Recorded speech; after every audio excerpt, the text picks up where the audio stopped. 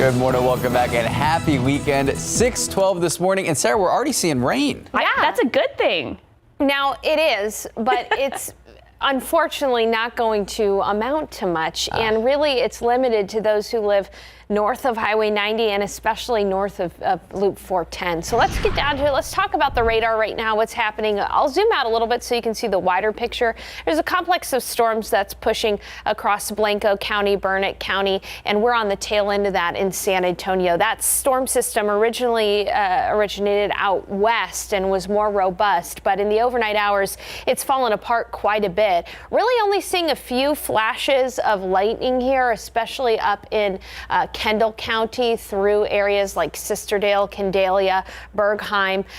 This patch of showers and thunder showers is moving east at about 30-35 miles per hour. So for those folks in Canyon Lake, if it can hold together, it should be near Canyon Lake by about 6:41 this morning. So just within the next 30 minutes or so. Let's go ahead and zoom into northern Bexar County. So near UTSA, Helotes, Leon Springs, that's where we're seeing some of these showers, even out across areas on the west side, right near SeaWorld, they're seeing some of these showers as well. And again, these are really kind of falling apart as we head into the early morning hours here, but we can track these to the east here at about 35 miles per hour. If they can hold on, it should be near the Leon Valley area in the next 5 minutes or so, close to the Churchill High School area by 6:20, out toward Schertz in those areas closer to 7 o'clock this morning.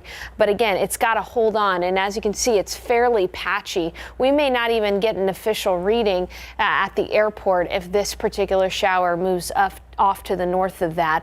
Right now, that shower is near the Chavano Park area. One thing that everybody is going to get briefly is some breezy winds. You can see the outflow boundary here from these showers and storms. So everybody should see gusty winds briefly up to about 30 to 40 miles per hour.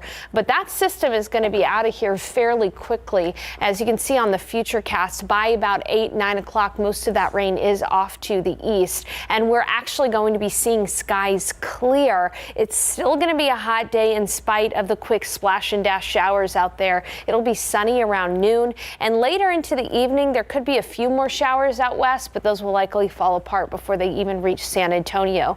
It's going to be a hot day. Temperatures should be in the mid to upper 90s, 98 in Seguin, 97 in New Braunfels, 98 in Castroville, 99 in Sabinal, 100 in Uvalde, 99 in Pleasanton, 95 in Kerrville. Outside right now, those clouds have thickened up as those showers and storms have approached in from the west. It's 77 degrees. Right now the winds are calm at the airport, but again, there could be a brief gust of up to about 30 miles per hour as that outflow boundary scoots on through central Bexar County. 67 in Uvalde, 68 in Kerrville, 72 in Del Rio, 72 in Kennedy, 74 in Gonzales. Outside right now, in addition to a few showers on the north side, it's 75 in Helotes, 75 at Stinson, 71 in New Braunfels, and 71 in Converse. Here's your KSAT 12-hour forecast, carrying just a 30% chance for those isolated showers and storms through about 8 o'clock. Temperatures will be in the 70s. By 10, rain chances are done, and into the afternoon, that's when we'll start to see skies clear. Winds are going to be variable at about 5 to 10 miles per hour. Mostly sunny skies this afternoon. Right around lunch, temperatures are going to be in the mid to upper 80s, and then in the afternoon, that's when we're going to top off right around 96 degrees for the high temperature. Now, believe it or not, today is going to be the quote-unquote coolest day over the coming days because we have got a ridge of high pressure that is set to build over south central Texas, going to be making it hot. Take a look at the futurecast temperatures. 101 tomorrow, 103 Monday, 102 Tuesday as that high pressure system settles over. And in fact, temperatures are going to be well above 100 degrees through all of next week, with unfortunately no chance for rain over the coming days for us. This is not looking good for the summer months. Drought is going to worsen, and we've already seen 5 triple-digit days. We're probably going to add on to that, perhaps double that over the next 7 days, and we're going to be close to records just about every day as well. Hey, coming up in the next half hour, we're going to talk about the tropics, potential tropical cyclone Alex has already brought a lot of rain to South Florida. Max, Sarah. Sarah Spivey. Straight A report card right there. There you go, Sarah Spivey. Thank you so much. 6:17, 75 degrees out. All right, we got playoff baseball, we got playoff softball. Reagan High School's baseball team staying alive in the state playoffs. We have all the highlights as they take on Lake Travis. That's next. I forgot to play the lotto, and it's high too. All right, pick 3, 6, 8, 7, Fireball 4, Daily 4, 1, 9, 4, 6, Fireball 0. Your cash 5, 5, 9, 12, 13, 15. Here we go. Mega Millions 11, 16, 22, 48, 59. Big number 11. Megaplier 4. Good luck. We'll be right back.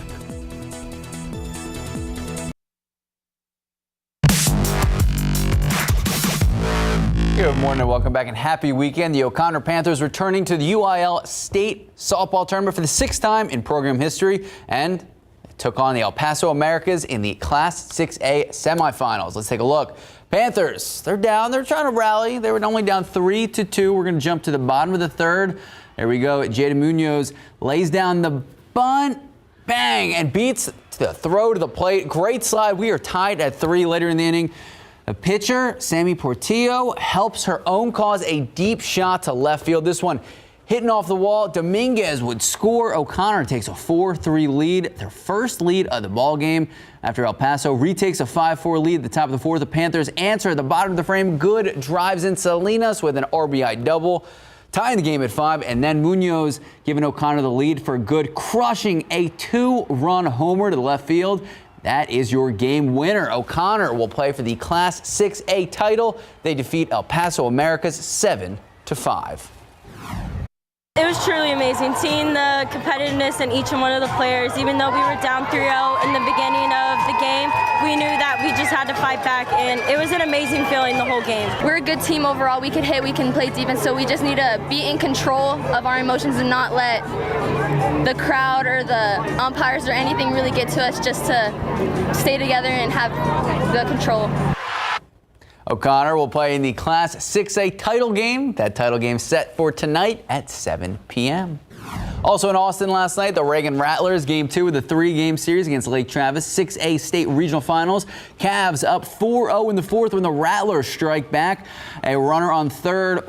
Andrew Irma slaps this one to the opposite field, allows Brennan Greer to score, making a 4-1. Reagan's not done. Aiden Coleman hit into a fielder's choice, but that still scores Luke Sasser, and the Cavs' lead is down to 2. Lake Travis does respond. Caden Kent hitting a chopper to the right field that will bring home 2 more runs.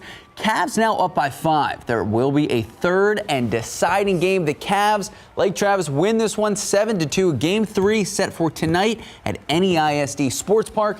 That is at 6 o'clock. A lot of exciting games. I'm not going to lie. In this one, I thought the Rattlers were going to come back, but don't worry. We still got a Game 3 tonight. All right, let's go. Time now, 6:23, 75 degrees out. All right, after the break, the U.S. is ramping testing and contact tracing as a number of monkeypox cases climbs. What the CDC is doing to be proactive. Welcome back. We have some late-breaking news out of Houston. Our sister station at KPRC reporting that 6 people have been shot just outside of a Houston nightclub. They say this club, located on Houston's southeast side, it is at Cullen Boulevard and Idaho Street. The shooting being called a drive-by. That shooter is said to have been in a U-Haul truck. We're going to be staying on top of this breaking story. We're going to bring you the latest as more information becomes available on air and online at KSAT.com.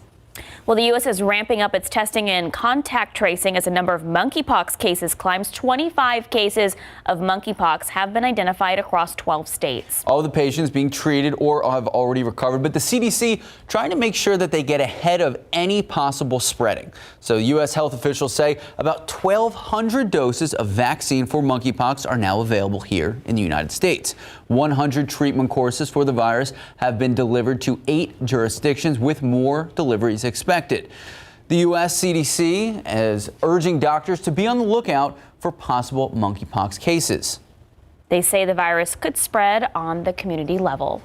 Time now just about 6:28, 75 degrees out. We'll still ahead on GMSA, the latest on the investigation into the Uvalde school shooting and what happened at Uvalde CISD special school board meeting last night. Plus, why new COVID variants are expected to keep circulating at high levels throughout the summer. We're going to explain. Good morning, welcome back, and happy weekend. 6:31 this Saturday. It is June 4th. Oh my gosh, already in June? I know, we're running through. So I gotta say, I've been following Sarah Spivey's tweets since like 2:20 this morning. Yeah? And they're just getting better and better, Sarah. Well, we were tracking storms out west since 2 o'clock this morning, and they have made it to San Antonio. Now, in a weekend state, right? So we're hardly seeing too much in the way of even thunder or lightning with these thunder showers, but still there's a decent line here. Let's go ahead and zoom in to some of the neighborhoods. Just to the east of Bulverde there and Garden Ridge, you're about to get a good shower here. Moving along 281, the airport getting some good rain right now through Alamo Heights and into downtown San Antonio, near Mission San Jose as well. But as we zoom out, you can see that areas south of Highway 90 are just not seeing as much rain as those north of Highway 90. And even then, these are quick moving showers moving to the east at about 30 miles per hour. In fact, I'll go ahead and track this northern section right here, moving to the east at about 30 miles per hour. It should be near New Braunfels here by about 6:45, just in the next 15 minutes or so. But again, this is some welcome rain for those who have not seen all that much rain over the last several months. In fact, it's been very dry, although this is all pushing out to the east as we speak. Let's take a quick look at TransGuide, because I do want to mention that at 281 at the quarry,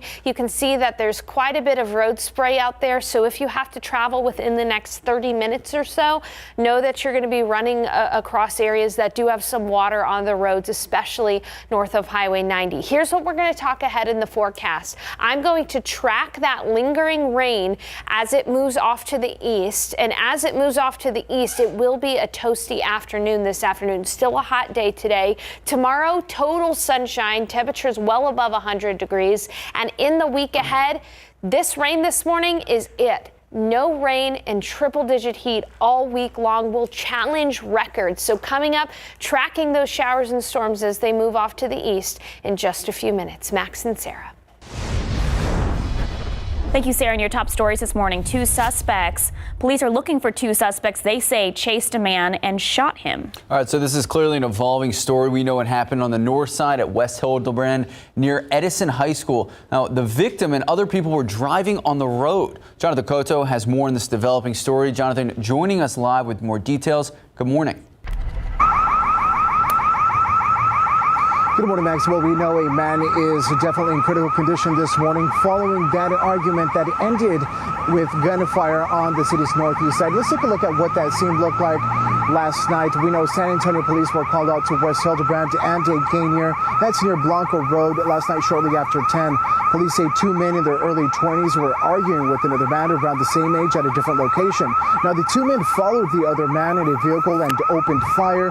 They say after the shooting, the two men attempted to leave the area but ended up crashing. Now, police are telling us they've arrested a person but are unclear right now at this moment if that person is connected to this crime. As for the victim, he was brought here to University Hospital in critical condition. Reporting live, Jonathan Cotto, KSAT 12 News. Thank you, Jonathan. Well, there's more scrutiny of the actions of Uvalde CISD Police Chief Pete Arredondo. All right, so according to State Senator Ramon Contreras, the Texas Department of Public Safety saying Arredondo did not have a radio during the shooting at Robb Elementary.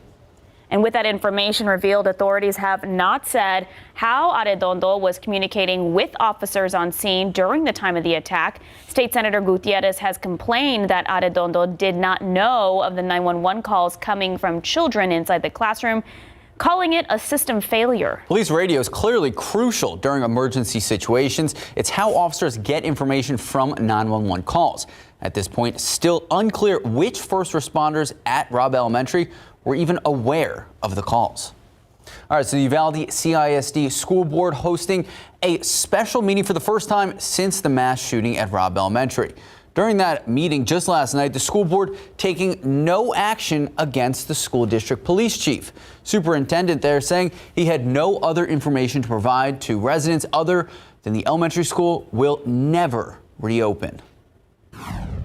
We are not going back to Robb School. That will not be a school for our children moving forward. We've got plans for things other than a school site for that, and that will be forthcoming as far as what we do with that location. A school board meeting ended with each of the school board members reading the names of those victims killed in the mass shooting. Well, the tragedy in Uvalde has brought many issues to the forefront, including the mental health crisis amongst teens. Adding to the crisis, the pandemic, 1 in 7 10 to 19-year-olds now experiencing a mental disorder. Suicide is also now the 4th leading cause of death between the ages of 15 and 19. Ursula Perry reports, according to doctors, there's more problems that can come down the road. Teenagers in the U.S. struggling when it comes to mental health. At one point, she told me she was having suicidal thoughts. If I die, then that pain will go away. I want nobody ever feels to see what I saw, to feel this pain. Today, 1 in 5 suffer from at least one mental health disorder, and studies show suicide rates have been increasing every year since 2007. Suicide is the 2nd leading cause of death for 10-year-olds to 34-year-olds. New research also suggests a teen's mental health can affect their heart health later on. A study that looked at more than 20,000 subjects found adults who were more optimistic as a teen were less likely to develop cardiovascular disease.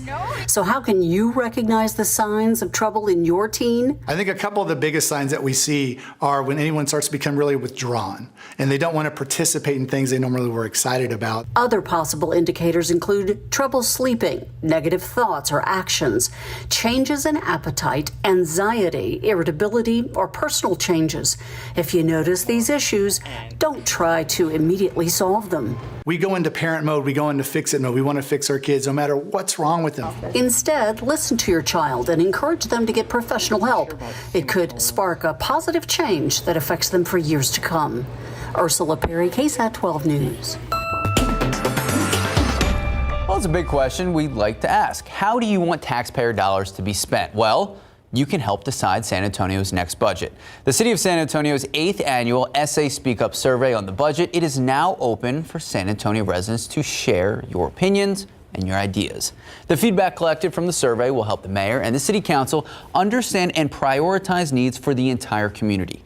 That is why tomorrow morning on Leading SA at 8 a.m., Laura May is with the City of San Antonio. She's joining us live to talk about the budget and talk about how you can get involved. If you have any specific questions you would like to ask, you can submit them right now. Just head to the Leading SA section of KSAT.com. Then join us tomorrow morning, 8 a.m. for a full conversation. Well, new research says new variants are set to keep COVID-19 circulating at high levels throughout the summer. All right, so all of this according to new research, and it also points to new variants may escape immunity created by vaccines and even past infections. CNN's Mandy Gaither has what health experts say needs to now happen. New COVID-19 cases are down in the Northeast, but still rising in more than half of states as multiple offshoots of the Omicron variant now spread through the U.S. And recent research suggests that may keep case levels high throughout the summer. Coronaviruses historically do not give lasting immunity. And that's the reason why with the common cold coronaviruses, we can get infected maybe a couple times a year. The preprint research hasn't yet been peer-reviewed or published in a medical journal, but researchers who tested antibodies from the blood of vaccinated and boosted people and antibodies from those who'd recovered from a breakthrough COVID-19 infection found 2 of the latest offshoots are more likely to lead to breakthrough infections. Dr. Anthony Fauci says a new kind of vaccine is now needed. You want a vaccine that if you administer it in a nasal or oral way, it will give you enough upper airway protection that not only will you prevent infection, you'll prevent transmission. And that's the major full court press that we're putting on now in the scientific community. Fauci says current vaccines and boosters still provide a good amount of protection from COVID-19 hospitalization and death. 2/3 of the population is fully vaccinated with at least their initial series, but less than 1/3 have received their booster, according to the CDC. For Health Minute, I'm Mandy Gaither. Time now, 6:41, 75 degrees out. Like fried food? Who doesn't? I mean, it's not the healthiest, but it's always so delicious. All right, well, that deep fried comfort food and snacks is what David Elder is serving up in today's episode of Texas Eats. That's still to come. And saying and so, the days of Elvis performing weddings could be numbered. What? That guy really doesn't look like Elvis. All right, actually, there's some new Elvis movie coming out. I know, I'm so excited. Oh, look, there's that rain on the camera there. That's the airport camera, right, Sarah Spivey? Anyway, she says there's some rain in our area. How long will it last for? She'll let us know when we come back from the break. Good morning and welcome back. So, cease and desist letters are going out to Las Vegas wedding chapels, all in an attempt to shut down Elvis impersonators. The licensing company that owns the rights to Elvis's image and likeness says that they are simply protecting the trademark. So Authentic Brands Group is the licensing company that owns the rights to Elvis's image and likeness. Now, the company officials say Elvis impersonation is commercial exploitation and even trademark violation. Wedding venues that have not received the cease and desist letter yet say they're already trying to come up with a backup plan. The wedding industry in Vegas estimated to generate, get this, $2 billion a year. A Clark County clerk believes Elvis-themed weddings represent a significant part of that revenue. And the Las Vegas Wedding Chamber, that's a chamber that I don't think we have, called the cease and desist letter concerning, and they're possibly reviewing a response. They just need a new character. Or just call it like Elvis Presley or something like This guy doesn't really look like Elvis to me. I've seen some good Elvis impersonators. That's not one of them. Not one. Yeah. All right. How about some rain, guys? There are some areas that are getting plenty of quick splash and dash showers out there.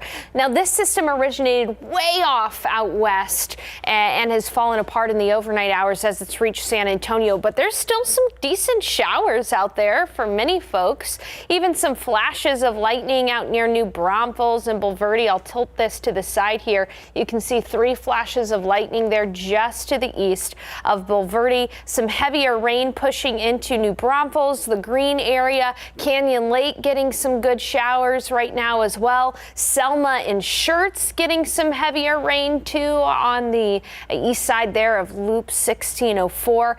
Most of this rain is already pushed through San Antonio, but a few light showers down near La Jolla as well on the south side of town.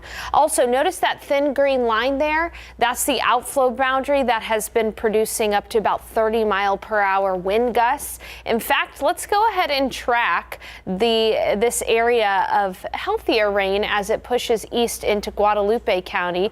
We'll go ahead and take the leading edge there of this, and it's moving to the east at about 30 miles per hour. So it should be right on New Braunfels doorstep as it is right now, but it'll be close to Rhine Terrace neighborhood closer to 7 o'clock this morning, and near Seguin closer to 7 as well. As I put this in play, you can see that this rain is quickly moving out of here.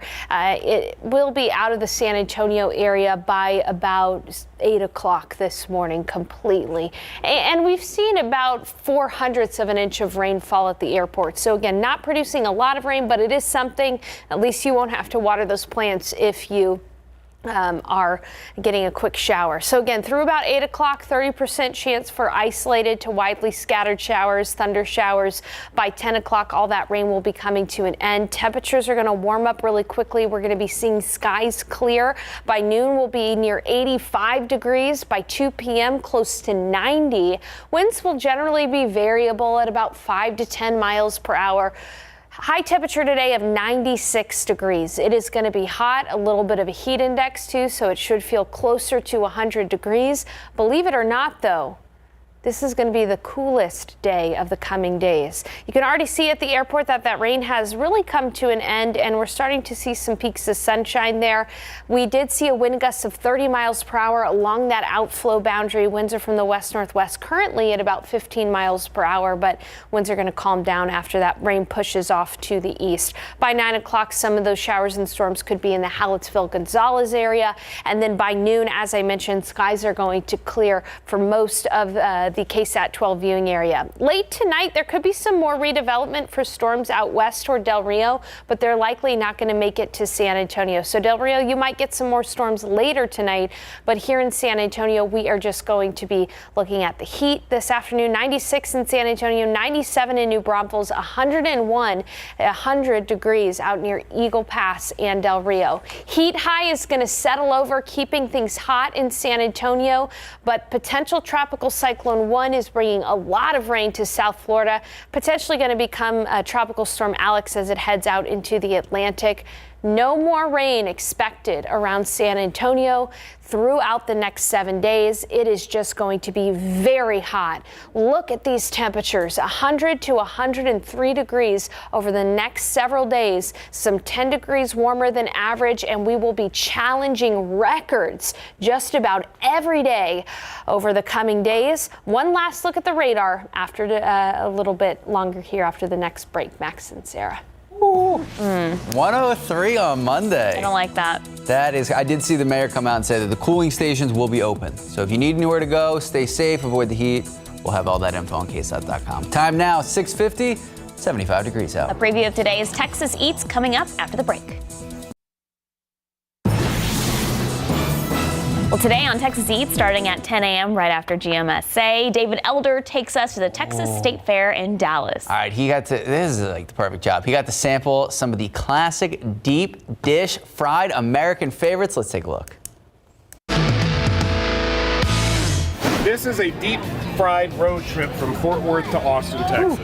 We start out with Parker County peaches.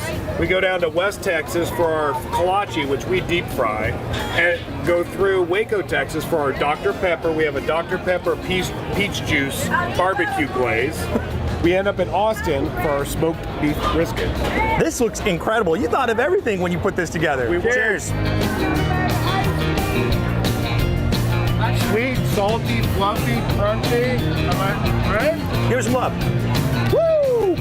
That's perfect. The fried bottom, that base, it just sucks up all that juice. It's exactly what you want. It's nice and crunchy. But man, it gets even sweeter when you got that glaze on there. The smokiness from the brisket's really nice. It gives you kind of a more bold depth flavor to everything. Yep. But that peach just rounds it out. This is phenomenal. Pretty proud of it. So I remember when the State Fair actually happened, and we talked about that. There was a deep fried I-35. Yep. And we decided that was our favorite. Yeah. There were some unique ones, though. Yeah, I think that one because it's the savory and sweet. Yeah, it was perfect. And the peach juice. You got to bring like Pepto-Bismol or something because that's going to kill your stomach. It's a long day. Time now, 6:54, 75 degrees out. We'll be right back. Good morning, live from London as GMA celebrates day 3 of the Queen's Platinum Jubilee. We have a lot of other headlines to get to as well this morning, starting with breaking overnight, the dangerous tropical weather slamming into Florida, high winds and heavy rain, the flash flood warnings creating major concern, and the potential tornado threats as authorities warn everyone to be prepared this season. Our weather team is on the ground, plus the latest on the Uvalde massacre, the critical decision made about the future of the school overnight as more victims are laid to rest. This is survivors of the ordeal and the Buffalo supermarket shooting are now making their case for gun reform to Congress. And we are marking the Queen's 70 years on the throne, celebrating her here this weekend. We have much more from the Platinum Jubilee. It's all here on GMA. Good morning, I'm Jonathan Cotto. San Antonio police are investigating a shooting that's left one man in critical condition. We know San Antonio police were called out to West Hildebrand and Gainier, that's near Blanco Road, last night shortly after 10. Police say 2 men in their early 20s were arguing with another man around the same age at a different location. The 2 men followed the other man in a vehicle and opened fire. They say after the shooting, the 2 men attempted to leave the area but ended up crashing. Now, police tell us they do have a person in custody but aren't sure at this moment if that person is connected to this crime. As for the victim, he was brought here to University Hospital in critical condition. Reporting Jonathan Cotto, KSAT 12 News. We saw nearly 1/10 of an inch of rain at the airport, but the main shield of rain is pushing off to the east. It's a broken line of showers moving through New Braunfels, Selma Schertz, east side of Bexar County, Elmendorf area, pushing into Seguin. Now, we're not really going to see any more rain throughout the rest of the day. It's going to be hot this afternoon, 96, but today is the coolest of the 7-day period. 100 to 103 for the forecast highs over the next 7 days. No significant chance for rain at all. Will be challenging records, so find a way to stay cool. If you're worried about the rain that's moving through right now, you should be able to enjoy the day today. All right, Sarah, thank you so much. We're going to take an hour-long break. We'll see you back here, 8 a.m. See you at 8. Morning rain that's been moving through. The airport picked up about 1/10 of an inch of rain, and now that is pushed into Guadalupe County near Seguin, seeing some brief downpours near Floresville as well. This is all moving out of San Antonio, and so the remainder of the day today is just going to be hot. We're going to be seeing skies clear. By noon, we'll be at 85. 5 p.m. 96 for the high temperature. Variable winds at 5 to 10 miles per hour, even hotter in the coming days. Happy Saturday morning. I'm meteorologist Sarah Spivey. We got a brief shot at rain early this morning. In fact, about 1/10 of an inch of rain fell at the San Antonio International Airport. As you can see now, most of that rain has pushed on off to the east. Still, though, Guadalupe County getting a few moderate to heavy rain showers here and there. Also across parts of northern Wilson County as well. Skies are going to start to clear here in San Antonio, and it is going to be a warm day. Now, through about 9, we'll carry a chance for an isolated shower or storm, but again, the rain is about done here in San Antonio. Temperatures are going to be in the 70s for the morning hours. As we head into the lunch hour, closer to 85 degrees around noon. Notice that skies are going to clear. We'll have a mostly sunny and hot afternoon. If you have outdoor plans today, keep them because the rain is done. It's just going to be hot with variable winds at 5 to 10 miles per hour. Now, tomorrow is going to be even hotter. Temperatures will be climbing past that triple-digit mark.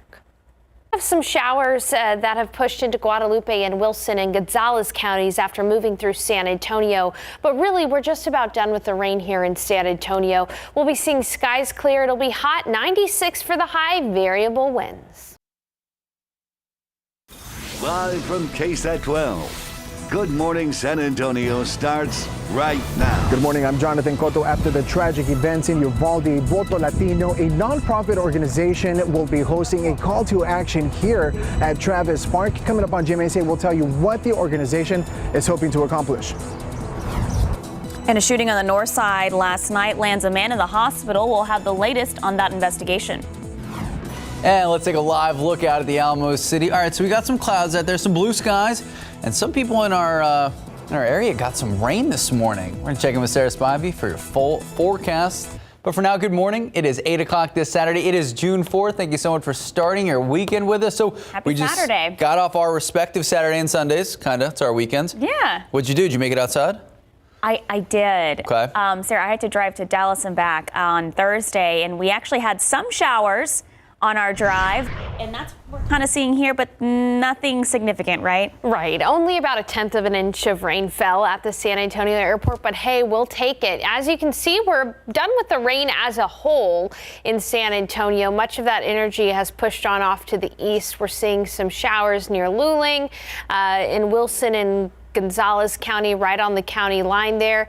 Even a tiny rain shower that's approaching 281 on the north side there, close to Stone Oak and just to the west of Reagan High School. But as I mentioned, we're just about done with the rain in San Antonio for the remainder of the day, and it's going to be a hot one. Here's a look at the pollen count for the day. Only molds out there in low amounts. 370 is the pollen count for mold today. And again, after these showers that have moved through, it's just going to be a hot afternoon. 96 for the high temperature, even hotter tomorrow. 101 for the high. So again, although folks got some rain, some of it amounted to something out there. So coming up, I'm going to have a look at rainfall estimates across San Antonio, take a neighborhood look there, and we'll talk about how we're just getting started with the heat coming up in a bit. Max and Sarah. Thank you, Sarah. Uvalde mourning this morning. 2 victims of the school shooting.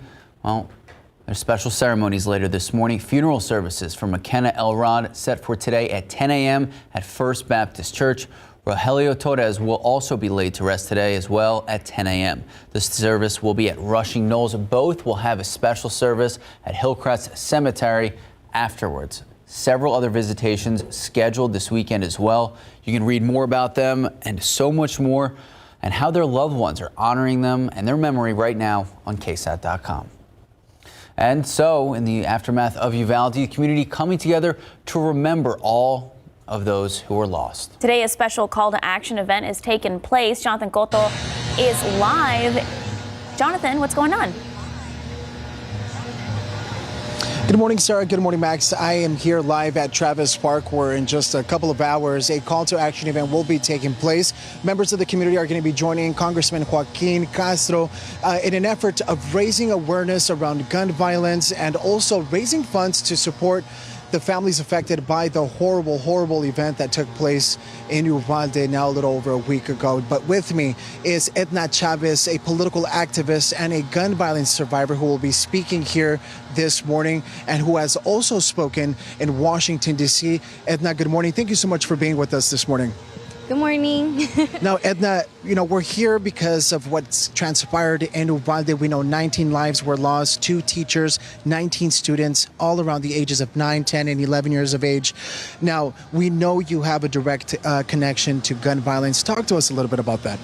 So I am from South Central Los Angeles, and so growing up, it's a daily thing. It's not out of the norm for one to experience gun violence at such a young age, so a day-to-day basis. And then losing loved ones too. I did lose my brother to gun violence at a very young age. And, it's just, the impact. We're here today to share the grief and everything else, because as unfortunate as this event may be, this is what we fight for, and this is why we do what we do. Now, Ed, I understand you're going to be speaking, taking the stage here later this morning, but you've also had the opportunity of addressing this concern, the concern of just raising awareness around common sense gun laws at our nation's capital. Talk to me a little bit about that experience and how long you've been advocating for it. So it started back in 2018. I was a youth organizer and youth leader at a nonprofit organization back in South Central called Community Coalition. And March for Our Lives did reach out. And so from there, we kind of just touched base as to our story, something that I had personally hadn't done in years. I mean, even in my family, that topic isn't ever touched because it's so, heavy. And so, again, it is a norm, but there's certain stories that one never talks about it because of how traumatic it has been. And everybody has a story like that back in South Central and communities just as South Central. So being able to take the stage and, have people there that are just like me, that look like me, let alone, and have the opportunity to not just share my story, but the story of others, and also, show my brother. He's the one that, taught me resilience. He's the one that taught me to always keep my head up no matter the circumstances. So I did it for him. I did it for those that passed before him and after him. And I will continue to do that until the day stops. Edna, thank you so much for being here. Thank you for everything you do, folks. Max, Sarah, there you have it. That's going to be taking place here at Travis Park today. A call to action. Stand with Uvalde. Back to you in the studio. Thank you, Jonathan. Meanwhile, there's more scrutiny for the Uvalde CISD Police Chief Pete Arredondo. According to State Senator Ramon Contreras, the Texas Department of Public Safety is saying Arredondo did not have a radio during the shooting at Robb Elementary. Authorities have not said how Arredondo was communicating with officers on scene during the time of the attack. State Senator Gutierrez has complained that Arredondo did not know of the 911 calls coming from children inside the classroom, calling it a system failure. Police radios are crucial during emergencies. It's how officers get information from 911 calls. At this point, it's still unclear which first responders at Robb Elementary were aware of those calls. New this morning, San Antonio investigators tell us a man lost control of his vehicle, crashed into a utility pole, and that man now detained on suspicion of DWI. So take a look. This was the scene around 1 a.m. This is the 1300 block of Hillcrest. It's near West Quill Drive on the city's northwest side. San Antonio police on the scene saying the driver was going too fast on Hillcrest. He lost control, rolled the vehicle, crashed into that electrical pole. Police say he only suffered minor injuries, no other injuries reported. CPS crews dispatched to fix the situation. A man is in the hospital after an argument led to a shooting on the north side last night. San Antonio police were called to West Hildebrand and Agner Avenues just before 9 p.m. Officers said an argument between two men in their early 20s and a man in his mid-20s started at a different location. The two men followed the other man in a vehicle and opened fire, hitting him. SAPD says after the shooting, the two suspects tried to leave the area but ended up crashing their vehicle in the progress. Police say the victim was taken to University Hospital with life-threatening injuries. Police said they have detained at least one person. They are continuing to look for the other shooting suspect. The Department of Justice says it will not be pursuing criminal contempt indictments against former Trump aides Mark Meadows and Dan Covino. So the announcement comes at the same time that former Trump trade advisor Pete Navarro, he was arrested for contempt of Congress. But both Meadows and Meadows, the former White House chief of staff, and Covino, the deputy chief of staff, had stronger executive privilege arguments than Navarro. Both men had also cooperated with the House Select Committee to some degree. Meadows, in particular, releasing key documents and even personal texts. Unlike Covino and Meadows, Navarro openly defying the January 6th committee, making no attempt to comply. The timing of the DOJ's decision could be considered a big blow to the committee's investigation as they prepare for the first public hearing, and that is set for Thursday. The number of monkeypox cases in the U.S. continues to rise. The CDC says there have been 25 probable or confirmed cases reported in the U.S. in 12 states. None of them in Texas right now. Officials urge medical professionals to be on the lookout for possible monkeypox cases, saying they encourage testing for the disease if they see a rash.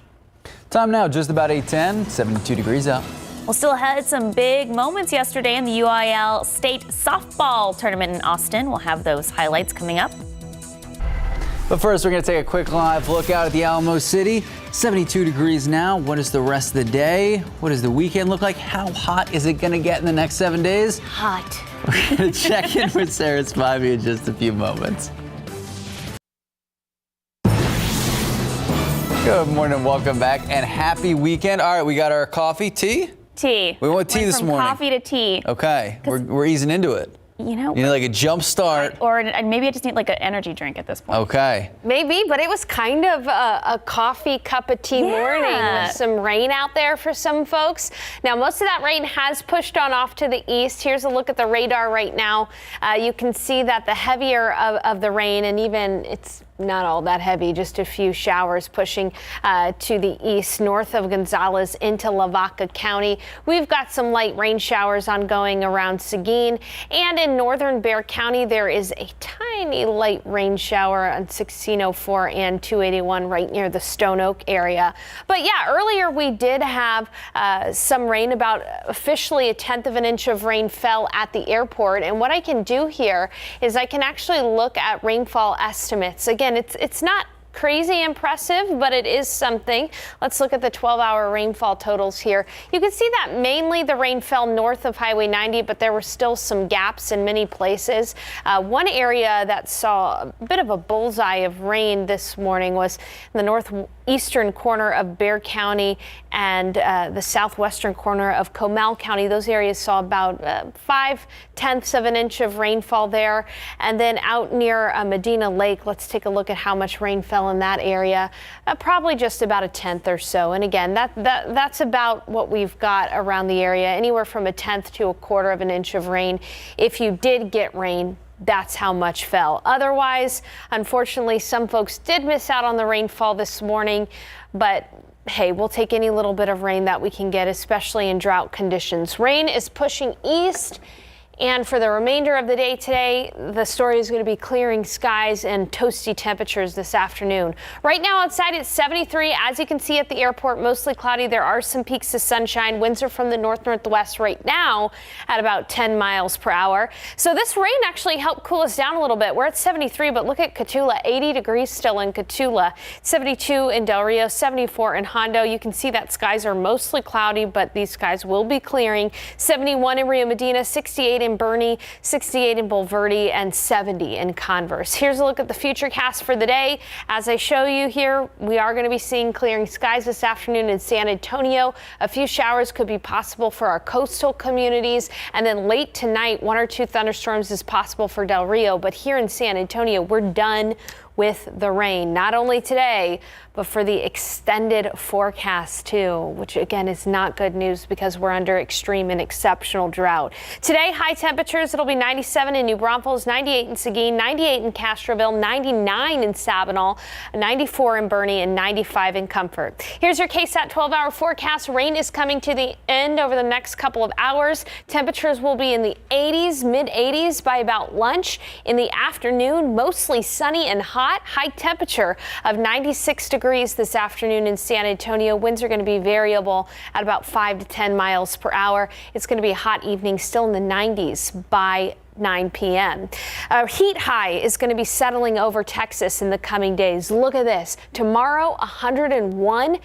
Monday, 103, and Tuesday, 102. It doesn't stop there. Temperatures stay in the triple digits throughout the coming week. And as I mentioned, no chance for rain in the coming days, unfortunately for us. 0% chance for rain, 100% chance for record challenging heat. Coming up, though, we're going to talk about the tropics. Florida has been getting a lot of rain. We'll talk about that in a bit. Max and Sarah. Just check my cameras. I'm home, Sarah Spivey, and I got some rain. That's good. I'm excited about that. All right, Sarah Spivey, thank you so much. Just about 8:17, 72 degrees out. Well, if you're looking to beat the heat this summer, we'll preview some movies coming to air-conditioned theaters near you in the next couple of months. Big Buzz Lightyear fan. Oh, I'm very excited about that. Top Gun's top of the list, though. Have you seen it? Okay. Yeah, but I have to beat the 100-degree heat in the next week. All right, speaking of heat, some baseball and softball teams across the state, they are feeling the heat. We're going to have the latest on the tournaments. That's next.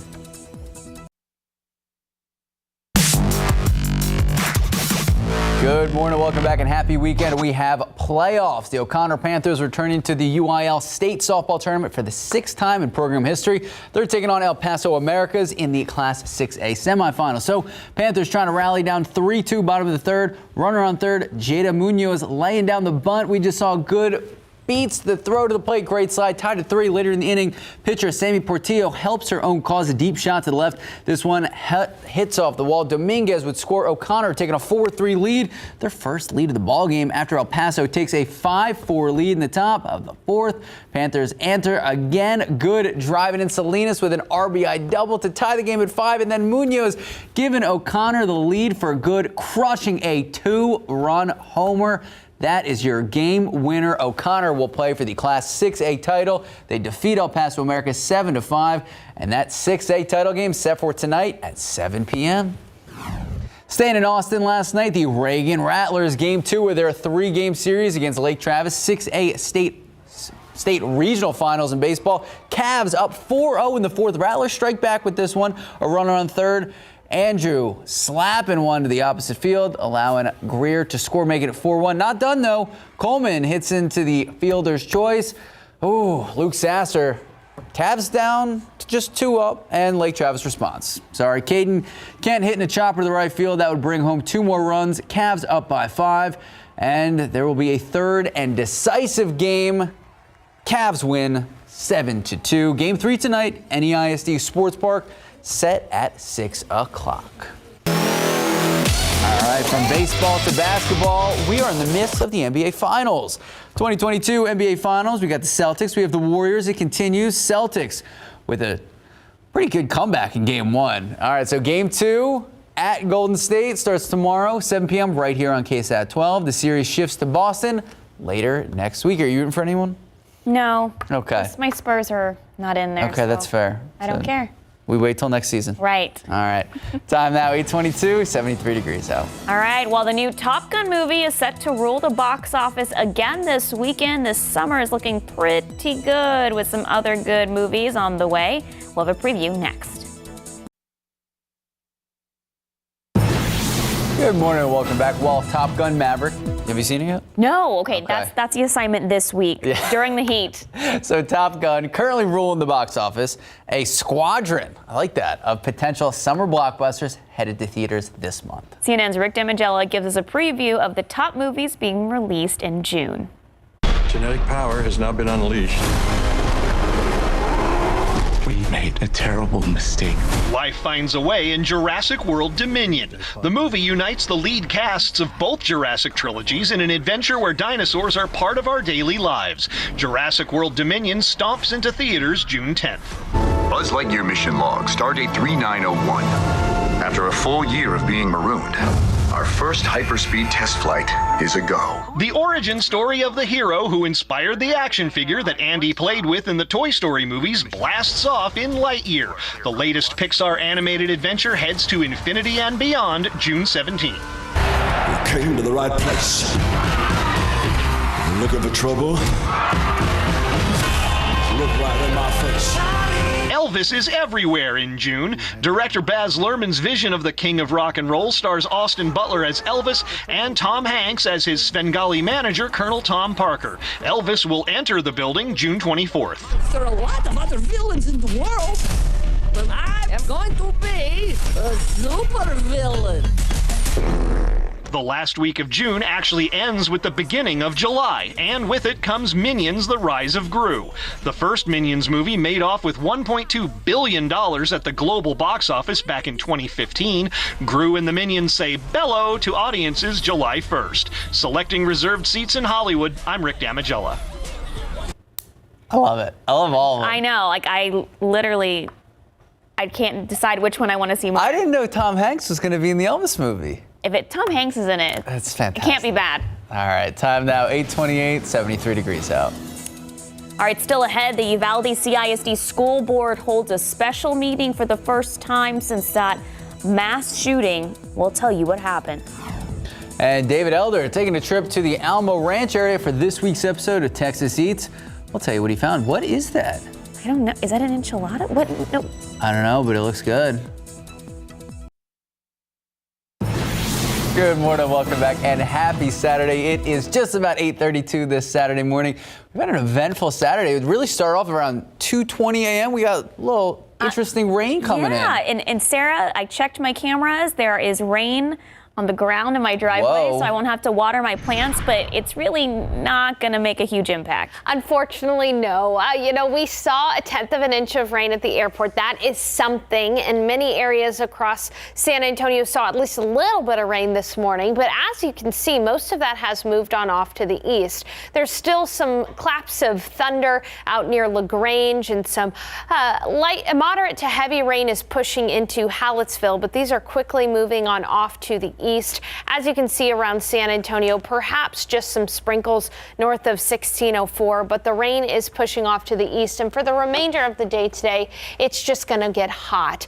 Here's your floating forecast. If you're planning on spending any time by a body of water, we are going to see plenty of sunshine this afternoon. 96 for the high temperature, variable winds today at 5 to 10 miles per hour.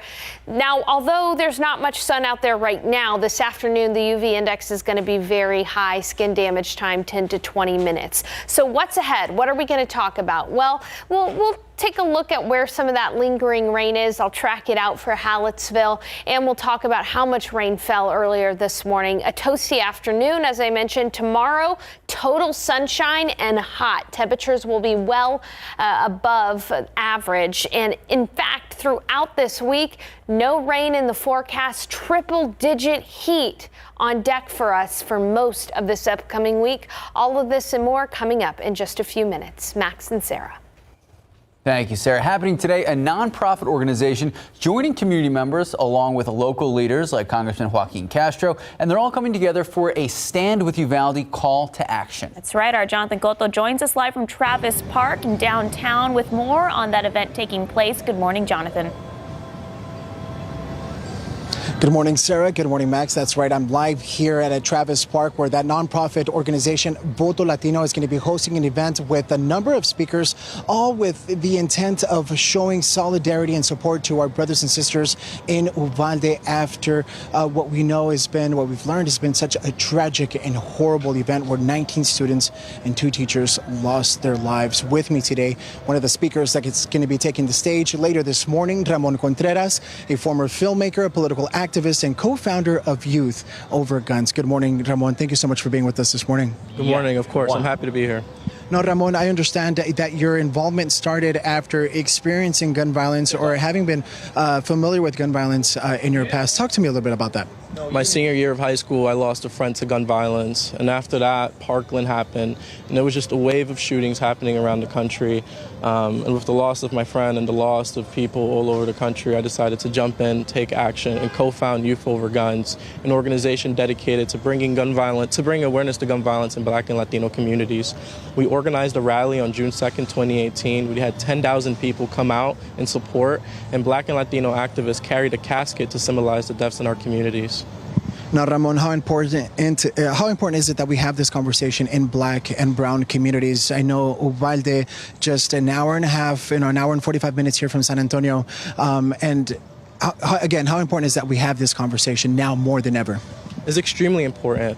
One, because we saw one of the most horrifying tragedies happen, right, in America, which should have ended, right, a long time ago, which is an elementary school being shot up, right, in Uvalde, Texas, a majority Latino community. But the truth is, there are Black and Latinos being shot every day, right, and the reason I'm here, the reason there are activists and survivors and victims of gun violence here today in San Antonio is because we need to be in solidarity, we need to be united, we need to be here for a community that has been shattered and help them rebuild. Because if we don't come together, if we don't share our common belief of truly ending gun violence and fighting back against those that want to do nothing to change the laws, then they will win. And we have to come together and show them that we are larger, we are the majority. And the truth has been established. Majority of Americans want gun control. They want to prevent gun violence. And I think the community here in San Antonio, after witnessing Uvalde, I think they're ready for something to be done. Thank you so much, Ramon. Thank you for the work you do and your activism. We look forward to hearing your speech later this morning. Max, we're going to continue to hang out here at Travis Park. We know that Congressman Joaquin Castro is expected to speak, as well as Maria Teresa Kumar, the CEO and president of Voto Latino. Back to you at the studio. Thank you, Jonathan. And speaking of Uvalde, last night, the Uvalde CISD School Board hosting a special meeting, and this was their first meeting since the mass shooting. So during last night's school board meeting, the school board took no action against school district police chief Pete Arredondo. Now, the superintendent does say he had no other information to provide to residents other than that Robb Elementary will never reopen. We are not going back to Robb School. That will not be a school for our children moving forward. We've got plans for things other than a school site for that, and that will be forthcoming as far as what we do with that location. The school board meeting ended with each member reading the names of the victims who were shot and killed. We are learning more about the family believed to be killed by an escaped inmate. Police say the suspect, 46-year-old Gonzalo Lopez, who's been on the run since May 12th, shot and allegedly killed 66-year-old Mark Collins and his 4 grandchildren in East Texas. Brothers Hudson, Carson, and Waylon and their cousin Bryson. The children were all students at a Houston area school district. The superintendent releasing a statement calling the killing heartbreaking and tragic. They are a family of the greatest character, the deepest faith, and unrelenting kindness. The Texas Rangers are now handling the investigation. Authorities say Lopez shot the family in Centerville and then allegedly stole their white truck. The rampage finally came to an end in Jourdanton when officers used spike strips, blowing out all 4 tires. Lopez got out of the vehicle and began firing at officers. He was then shot and killed by law enforcement. Your morning headlines. The hurricane season is now underway. Already a storm causing big problems in the southeast. Hundreds of flights are canceled as parts of Florida is already dealing with flooding. And as CNN's Gene Sullivan reports, the National Weather Service warning this could be a busy season for hurricanes. Just days into the start of hurricane season, and already the southeast is bracing for the first storm. Residents can anticipate heavy rains and potential flooding. Tropical storm warnings in effect for both the east and west coasts of the Sunshine State. The National Weather Service predicting possible rainfall totals of 4 to 8 inches in the south. The Keys could see up to a foot of rain. But I think one of the things that's unique about this system is the rain is actually beating the wind. And so you're going to have a very rainy day. Hundreds of flights have already been canceled as the peak summer travel season gets underway. This system started in the Pacific Ocean as Agatha and barreled over Mexico, leaving one coastal community south of Mexico City in ruins. 9 people were killed. An already deadly start to hurricane season. The threats are variable, right? They can impact you differently depending on where you're at. You can have storm surge. You can have tornadoes. You can have inland flooding. You can have riverine flooding. You can have the high winds from the hurricane. Last year, the Atlantic saw 21 named storms. 7 were hurricanes. National Hurricane Center warning this year could be another busy season. I'm Jen Sullivan reporting. Well, the Navy says one of its fighter jets has crashed in the southern part of California in a southern desert, killing the pilot. The Navy says a Super Hornet jet based at a naval air station in Lemoore went down yesterday afternoon in the area of Trona, an unincorporated Mojave Desert community in San Bernardino County. Nobody that was on the ground was hurt. The pilot's identity and details of the crash haven't been released. All right, now to breaking news from overnight. Authorities say a man walked into a Los Angeles emergency ward, stabbed a doctor and 2 nurses, then holed himself up for 4 hours before SWAT finally took the suspect into custody. Now, Los Angeles police say the man walked into Encino Hospital Medical Center just before 4 p.m. yesterday seeking treatment for anxiety. He then stabbed members of the medical staff. Authorities say 1 victim underwent surgery. All 3 are stable. Police say the man was confined to a room in the hospital as officers tried to talk him down. He was finally captured, taken to another hospital for treatment for a self-inflicted injury. Well, get your tackle box ready and your fishing poles because today is Free Fishing Day across Texas. So each year on the first Saturday in June, Texas can fish on any public water body in the state without a fishing license. Texas Parks and Wildlife say Free Fishing Day is a wonderful opportunity for anglers to share their knowledge, skills, equipment, and love for fishing with someone new. Texas offers numerous lakes and rivers with access to fishing throughout the state. We also have a link for all this information right now on KSAT.com. It's a big question we ask a lot. How do you want taxpayer dollars to be spent? Well, you can actually help decide San Antonio's next budget. The City of San Antonio's 8th annual SA Speak Up survey on the budget is now open for residents to share your opinions and your ideas. The feedback collected from the survey will help the mayor and the city council understand and prioritize needs for the entire community. That is why tomorrow morning on Leading SA at 8 a.m., Laura Mays with the City of San Antonio. She's going to be joining us live. We're going to be talking about the budget and how your voice can be heard. If you have any questions you would like to ask, you can submit them right now. Just head to the Leading SA section of KSAT.com. Then join us tomorrow morning, 8 a.m. for all the answers.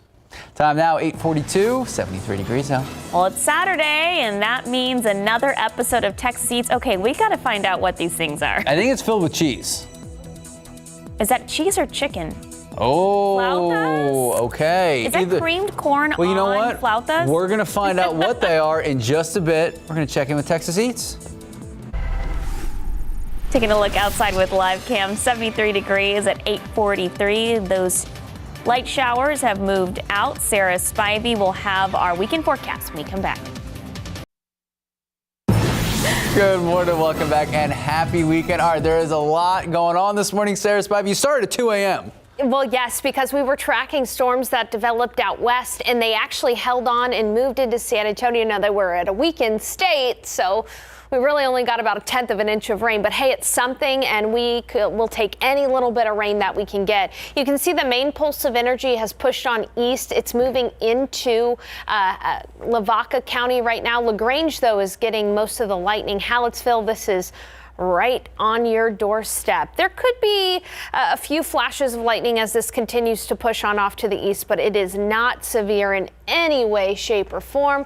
It's moving to the east at about 30 miles per hour. So some communities, it'll be near Vienna at about 9:21 this morning, just in the next about 30 minutes or so. Meanwhile, around San Antonio, we do have some very light sprinkles on the northwest side of town, just to the northwest of Gray Forest. This, again, is not going to amount to much. And even the rain that we saw this morning, as I just mentioned, only 1/10 of an inch of rain reported at the airport. But let's take a look at some of the neighborhoods that did get rain. Again, most communities north of Highway 90 got at least some rain, but there are some areas that ended up a little bit better off than others, mainly around Hollywood Park. Let's see if we can sample how much radar estimated rain. About 1/4 of an inch of rain near Hollywood Park. Near the UTSA area, again, about 1/10 to 1/4. Near San Geronimo, about few hundredths of an inch of rainfall, and for downtown San Antonio, close to 1/10 as well. So again, not a ton of rain, but hey, it's something. We'll take it. We need some rain, even though it won't help out with the drought. It'll at least allow you to not have to water today. So that is something. On your KSAT 12-hour forecast, we are going to see only a 10% chance for a stray shower or storm as we head into the afternoon. But generally, it's just going to become hot and skies will be clearing. By noon, we'll be at 84 degrees. Into the afternoon, that's when the heat is really going to be on. By about 4 p.m., we'll reach our high temperature of 96. Winds are going to be variable today at about 5 to 10 miles per hour. I got to caution you, though, that 96 probably going to feel more like 100 because humidity is going to stay elevated, especially because we just got a little bit of rain on the ground. By 8 p.m., we're still going to be in the 90s. Here's a look outside right now. You can see that these skies are starting to clear. It's 73 degrees at the airport. Winds right now are from the northwest at about 10 miles per hour, but they're going to be changing around throughout the day. That's why we'll have variable winds at 5 to 10. Temperatures are generally in the 70s. With skies starting to clear. Looking at the forecast for the day, again, a 10% chance for a stray shower or storm, but most of us are not going to see any more rain today. We're going to be looking at clearing skies, and out west there could be a few showers and storms near Del Rio close to about 8 p.m. Otherwise, we're going to be looking at temperatures in the mid to upper 90s. Ridge of high pressure, heat high going to be strengthening.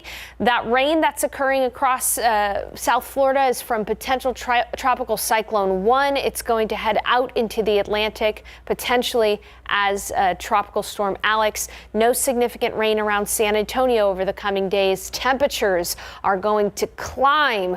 We're going to be looking at highs 100 to 103 in the week ahead. I hope you got a little bit of rain this morning because the tap turns off. We'll be back after the break.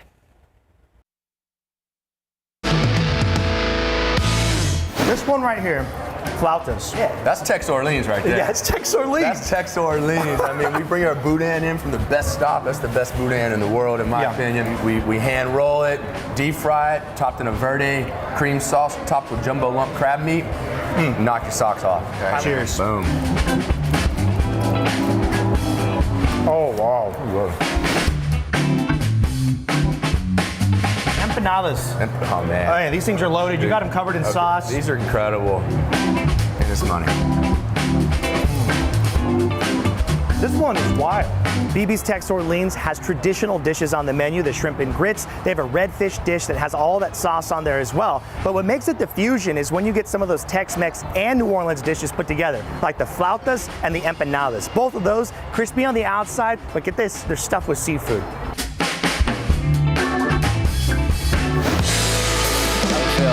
Okay, boudin flautas with the cream sauce. Yeah. That looked It looked really good.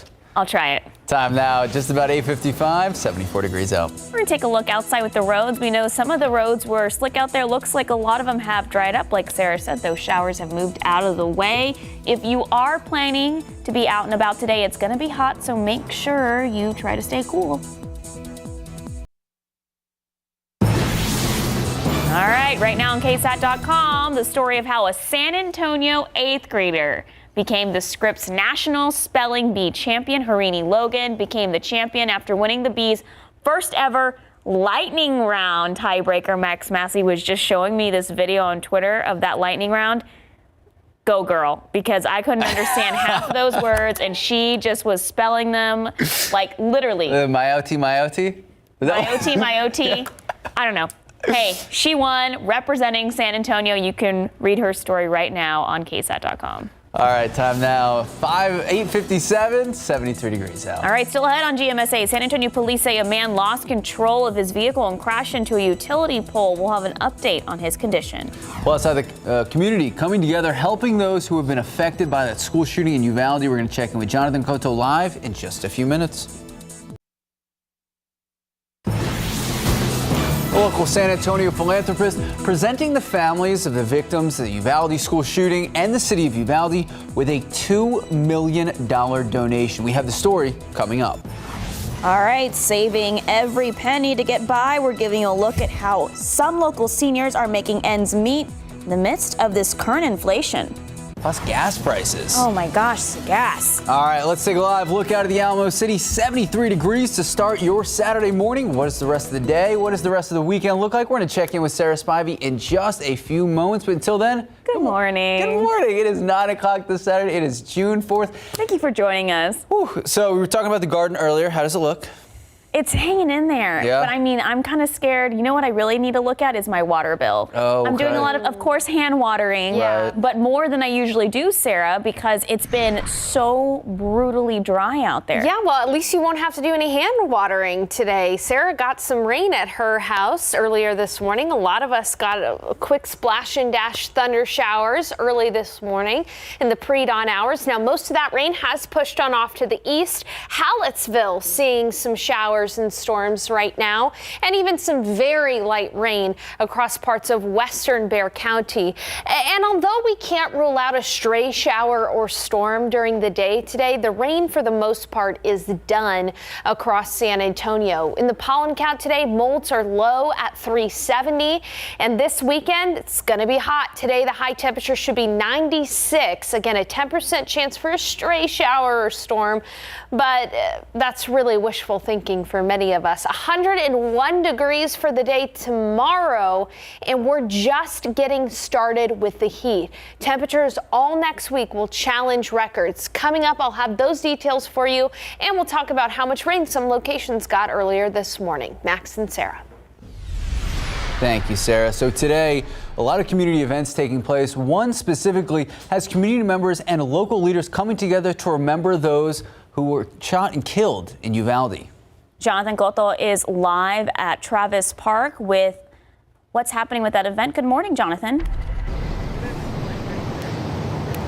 Good morning, Sarah. That's right. I'm live here at Travis Park, where in just a couple of hours, hundreds of community members are expected to gather in support and solidarity for our brothers and sisters in Uvalde. As we know, 19 students and 2 teachers lost their lives tragically at Robb Elementary School. Now, this morning, I have the privilege, the honor of standing next to Maria Teresa Kumar, CEO and president of Voto Latino. Maria Teresa, talk to us a little bit about the importance of being here this morning and continuing the conversation and advocating for common sense gun control. Anthony, first of all, thank you so much for San Antonio. The community has come together in support of Uvalde. Today, we commemorate the tragic loss. I was in Uvalde yesterday. I had a chance to speak to a family. It was heart-wrenching, but we also recognize that the reason we are here today in San Antonio is because the community of Texas is coming together. Today, we are expecting to have Coach Povich, for example, the Castro brothers, both Julian and the representative from the district, Joaquin Castro.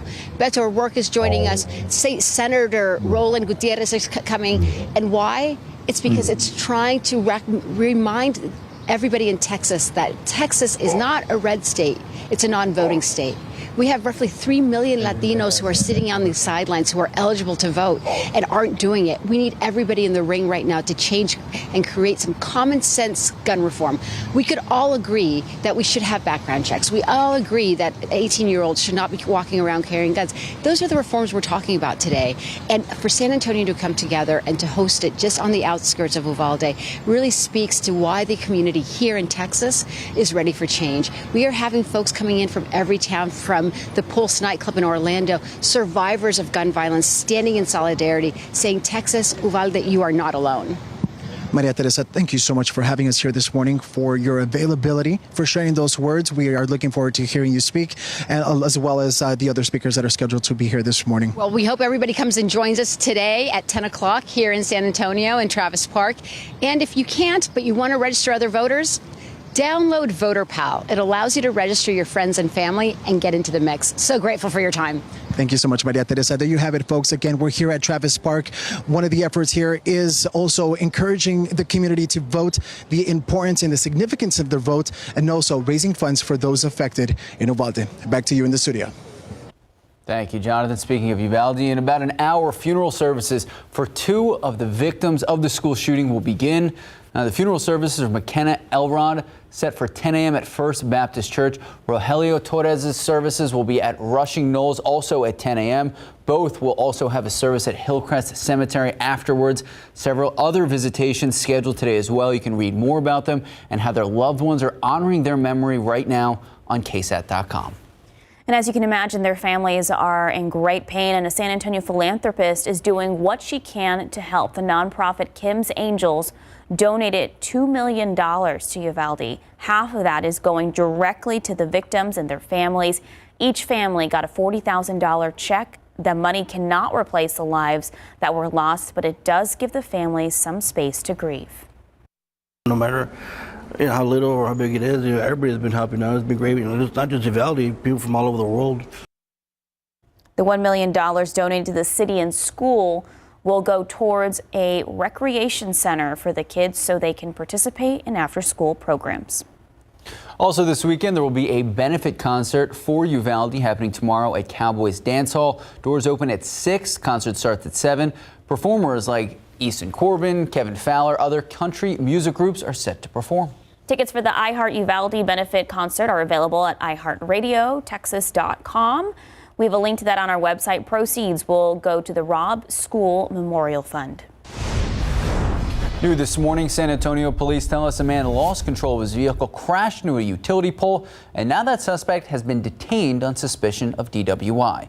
So take a look. This all happened around 1 a.m. This is the 1300 block of Hillcrest. It's near West Quill Drive on the city's northwest side. Investigators say the driver was going too fast on Hillcrest. He lost control of his vehicle. It rolled, and that's when he crashed into the electrical pole. Police say the driver only sustained minor injuries, but CPS Energy crews were dispatched to fix the situation. A man is in the hospital after an argument led to a shooting on the city's north side last night. San Antonio police were called to West Hildebrand and Agner Avenue just before 9 p.m. Officers say an argument between 2 men in their early 20s and a man in his mid-20s started at a different location. The 2 men followed the other man in the vehicle and allegedly opened fire, hitting him. SAPD says after the shooting, the 2 suspects tried to leave the area but ended up crashing their vehicle in the progress. Police say the victim was taken to University Hospital with life-threatening injuries. Now, police said they do have 1 person in custody. They are still looking for the other suspect.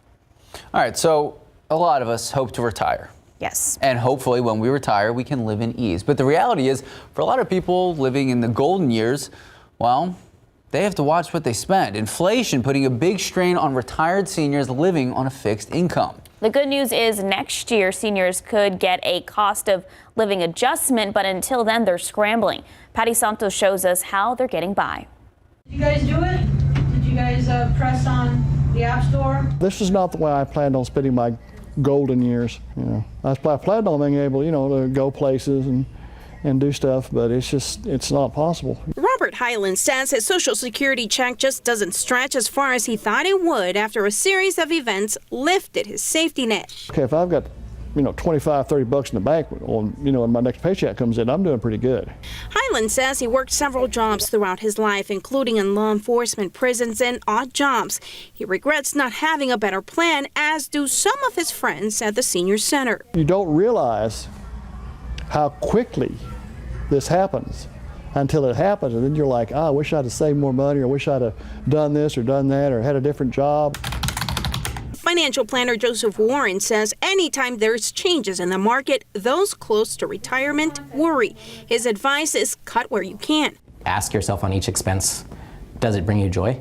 And if it doesn't, look to cut it out so you can just weather this, because it's temporary. The market runs in cycles. It's not going to last forever. For those still in the workforce, he suggests set aside investment money and look for objective financial advice. Some people can live off of a very low amount of money and be very happy, and then some people have what I call lifestyle creep, for better or worse, where you need a certain baseline, kind of keeping up with the Joneses to be happy. So it depends on the person and their expenses and their situation. He says those who are retired should consider putting their hobbies to work. Patty Sanchez, KSAT 12 News. Time now, 9:10, 74 degrees out. Well, still to come, a new report says Tesla had a company to keep an eye on employees' Facebook accounts. We'll tell you who and why. And a mountain lion gets lost at a high school. And here's the thing, a custodian acted quickly and kept the students safe. We're going to have the story later in the newscast. That's terrifying. I know. The mountain lion looks really scared and sad. Okay. Okay, I appreciate you defending the mountain lion. All right. What's sad is this weather. It's going to be really, really hot. 74 degrees right now. Sarah Spivey has our forecast when we come back. Good morning, welcome back, and happy weekend. So a lot of people started their weekend with some rain. Yeah, early this morning, quick splash and dash showers that moved on off to the east. Let's take a look at the radar, see where most of that rain is now. It has moved well off to the east into Lavaca County, just near Hallettsville at the moment, with some of the more significant lightning up north toward LaGrange. But even around San Antonio, we've got some very, very light rain, perhaps some sprinkles as well. But let's take a closer look at those showers and storms that are ongoing across areas in Lavaca County. Zooming in there, Hallettsville, you just got some of that rain. It's pushing east. Columbus is about to get a lot of lightning and even perhaps some small hail as well. But all of the more substantial rain has moved on off to the east. Looking at San Antonio, there are some light sprinkles across areas on the west side of town near SeaWorld, near Lackland Air Force Base, and even pushing into downtown. But earlier this morning, we saw about 1/10 of an inch of rain reported at the airport. And you can see as we look at some of these areas, which areas got some rain, mainly along 281, up on the northern loop of 1604, out 35 toward New Braunfels. Some areas saw 1/10 of an inch of rain, others saw a little bit less. Let's go further to the west because Concan got some good rainfall. Let's sample some of that. Near about 1 inch of rain reported out near Concan. So some decent rainfall fell earlier this morning for some folks, but if you missed out, unfortunately, there's not much hope in the coming days for us. There's a small chance this afternoon for a stray shower or storm, and then the tap turns off completely. It's 74 degrees at the airport. Earlier, when that rain was moving through, we had wind gusts of 30 miles per hour, but now those winds are calm. And today, the winds are going to be variable. Take a look at temperatures outside. It's 81 in Pleasanton. Pleasanton really did not see any rain, but areas that saw rain are a few degrees cooler.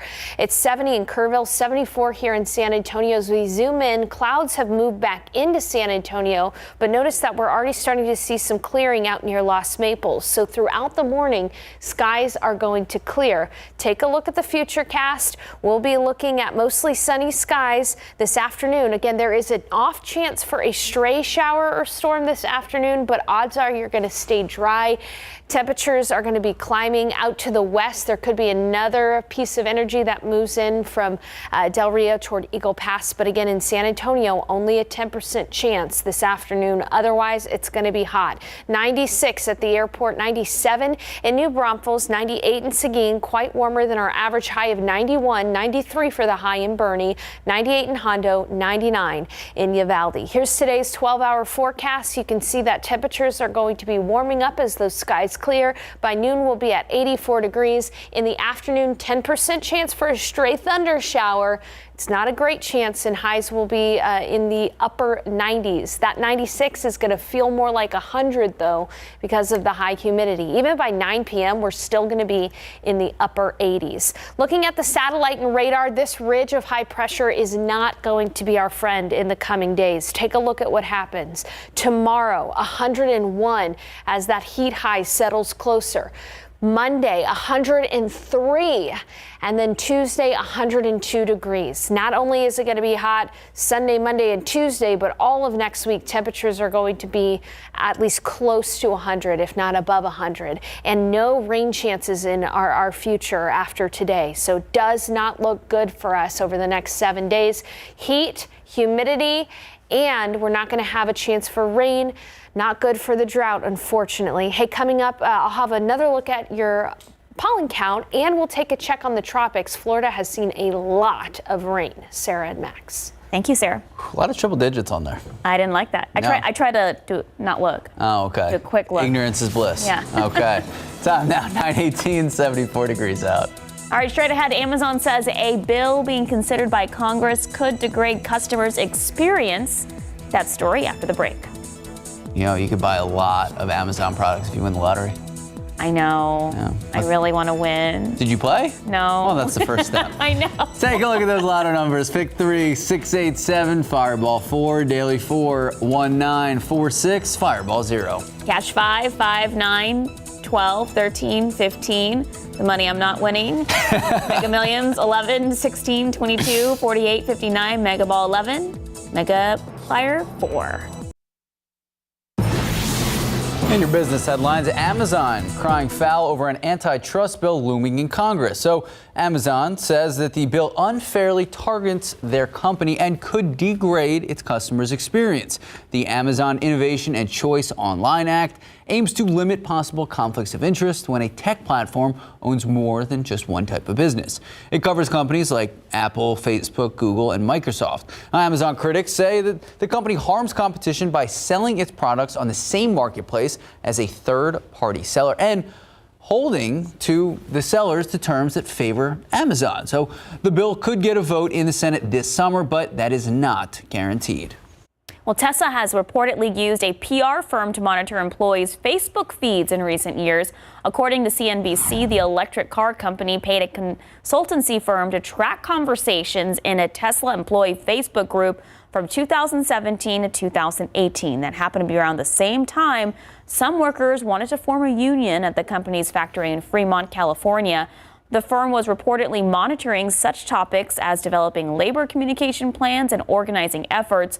The firm told CNBC that it's a common practice for a company to use such methods to gain insight on how its brand is received. Time now, 9:23, 74 degrees out. A cougar goes to high school and ends up at the zoo. We'll explain. A California classroom became a cougar's den after a mountain lion wandered into the campus and into a classroom. So the lion cub had reportedly entered through an open door as students were arriving at the school. Now, officials say a quick-thinking custodian spotted the cougar, quickly locked it into an empty classroom. They described the cat as lost and scared. Oh, look how scared it is. Students were moved to a safe area until appropriate authorities could get to the school. Now, the cub was eventually tranquilized and transported to the Oakland Look, even Zoo. the students are saying, save the cat, didn't hurt us. Aw. Oh, I'm glad everyone was safe. No one was hurt. It's true. And now this mountain lion has a new Hello. home. Hi. Time now, 9:27, 74 degrees out. All right, our next half hour of GMSA, we are featuring the achievements of the Lanier High School senior in today's installment of Great Grads. Airlines and airports preparing for summer travelers coming back in full force. A look at what airlines are doing to make flying a lot easier. Good morning, welcome back, and happy Saturday at 9:30 this morning. It is June 4th. Woo. And seeing some of the temperatures that we're going to be seeing over the next few days, it's going to feel like June. Yeah, you're going to have to go back to the iced coffee instead of... Oh, we're back to the iced coffee graphic. Yeah. And we just Googled how much caffeine is in black tea. We've been drinking black tea. Not enough. The 47 milligrams? 47 milligrams for 1 cup, Sarah. How much is in 1 cup of coffee? I would guess about 80 to 100. Yeah, so coffee has about wins. Twice the caffeine. Yeah. I see. Well, I've had my cup, so I feel good. Okay, let's take a look at the pollen count for the day. There's only one allergen out there. It's molds, and they are low, so that's some good news. As we take a look at the radar, we had some rain earlier this morning. About 1/10 of an inch of rain fell at the airport. There's just some very light returns around San Antonio right now. Really, honestly, sprinkles in places around San Antonio. The heavy-duty rain is off to the east right now, pushing through Lavaca County into areas like Columbus and out further to the east. But here in San Antonio, we're only going to have a 10% chance for a stray shower or storm this afternoon. So if you're planning on staying cool by a body of water such as the Comal or Guadalupe rivers, we're going to be looking at highs in the mid to upper 90s. So it's going to be hot. We've got clouds up there right now, but those skies are going to clear. And so the UV index today is very high. Sunburn time, skin damage time, 10 to 20 minutes. So what's ahead? Well, we had that lingering rain this morning. I'll be tracking how much rain some certain neighborhoods saw. Toasty afternoon today. Tomorrow, though, we're going to have total sunshine, and it's going to be hot for your Sunday. We're just getting started with the heat. This week, no rain, triple-digit heat. We'll be counting the 100-degree days by the end of the week. I'll have a look at this and more coming up in a bit. Sarah Max. Thank you, Sarah. We know community members and community leaders coming together today to honor those who were shot and killed in that shooting at Robb Elementary in Uvalde. That's why Jonathan Cotto, he is live at Travis Park with an event raising awareness about gun violence. Good morning, Jonathan. Good morning, Sarah. Good morning, Max. That's right. I'm live here at Travis Park this morning, where Voto Latino, a nonprofit organization, is going to be kicking off Stand With Uvalde, a call to action for our brothers and sisters in Uvalde, but more importantly, a call to action for our state leadership demanding more gun laws, more gun control, and also raising awareness around the significance, the importance of voting come November. But with me is Edna Chavez, political activist who has been at the forefront of having her voice heard when it comes to gun control and political activism. Edna, talk to me a little bit about how important it is to have these types of conversations, especially in brown and black communities. So obviously it does go up to the higher ups, but you have to start on the ground. So it's important because we are affected. Everybody's affected, but especially in inner cities, it's a day-to-day basis. So these conversations that are seem normal, they're not normal. These conversations need to happen. These conversations, they're the ones that are bringing change, especially around the youth. So it doesn't matter how old you are. You're never too young to understand and have these kind of conversations. Or if you have questions, you're never too young or old to learn and educate. Now, Edna, for those who are turning 18 or are 18 now, what would you say to them to kind of just really rally them and encourage them to register to vote and, more importantly, vote when it comes election time in November? It's important. Go out and vote. Pre-register at this point too. Again, you're never too young. You're never too old. Everybody has to vote, because if we want change, it starts with that as well, because that's how it goes up. Now, and talk to me a little bit about your participation in being an activist. How did you get involved? What started that really propelled you to get involved? So I started when I was about 15 at a nonprofit back in South Central Los Angeles, and I basically just hit the floor running with it when I was 15. I was hearing conversations that I didn't even think were conversations happening, and I started asking questions and receiving answers that I didn't think I would ever receive answers to.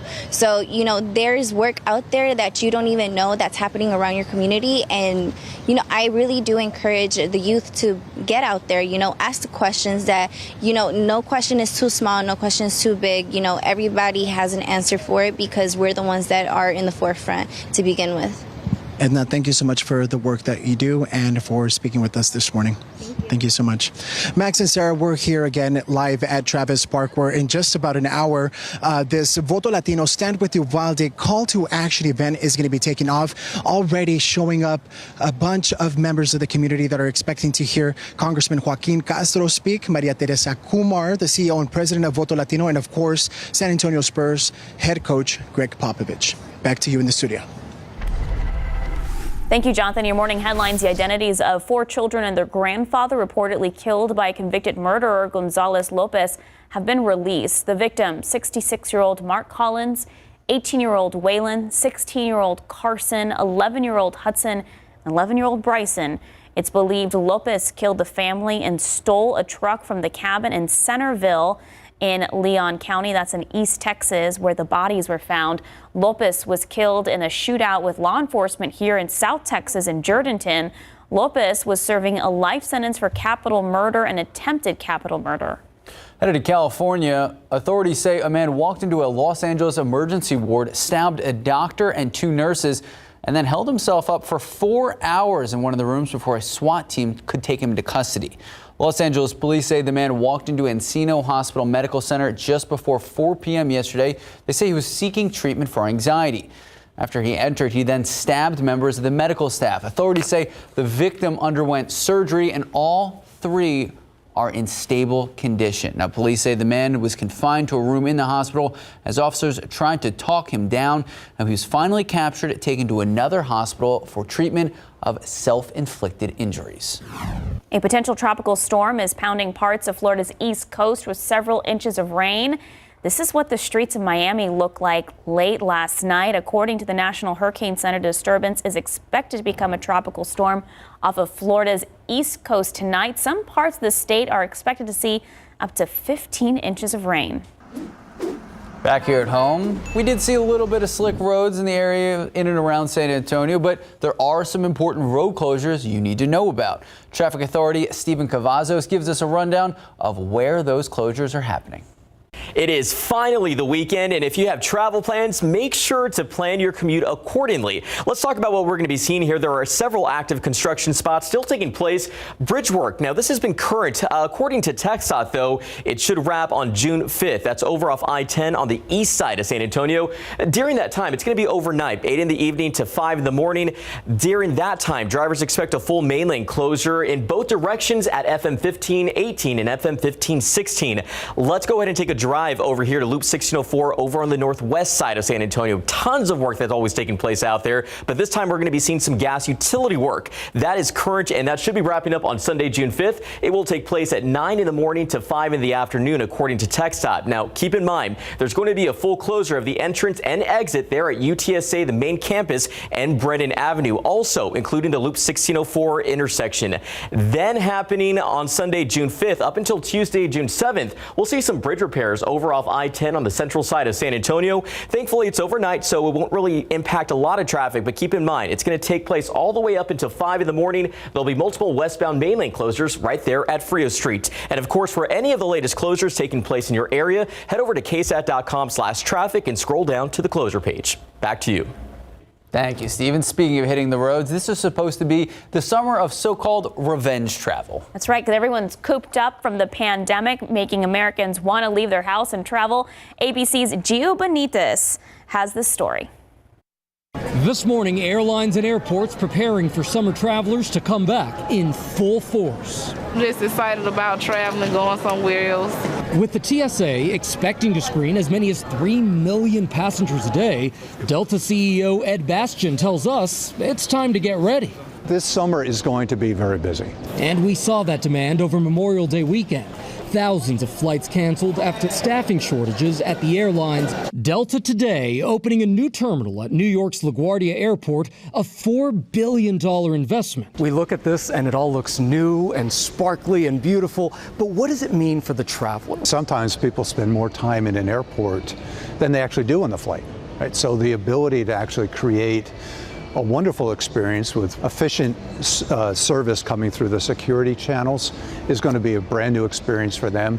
Some of the new tech will make its way through airports across the country, like digital ID, which uses facial recognition technology to get you through checkpoints. No license necessary, and it's already being used in airports like Atlanta and Detroit, and coming soon to LAX and LaGuardia. In the security lane, machines creating 3D images of your bags so you can keep your laptops and other electronics zipped up.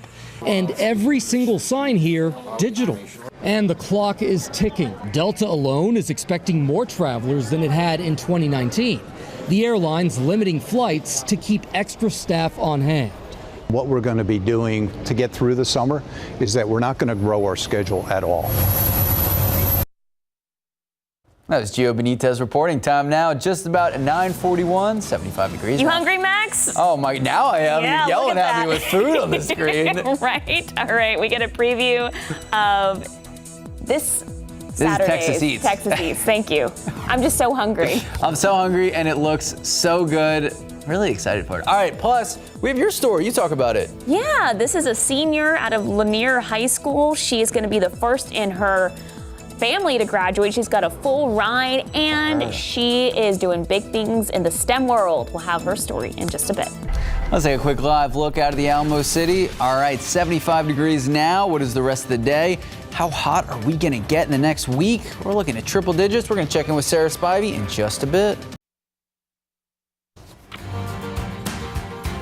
Okay, she is the captain of the robotics team at Lanier High School that recently led them to win a citywide electric car race. That is so cool. So today's great graduate, she also has, shout out to Sarah Spivey, a full ride to Texas A&M University. There you go.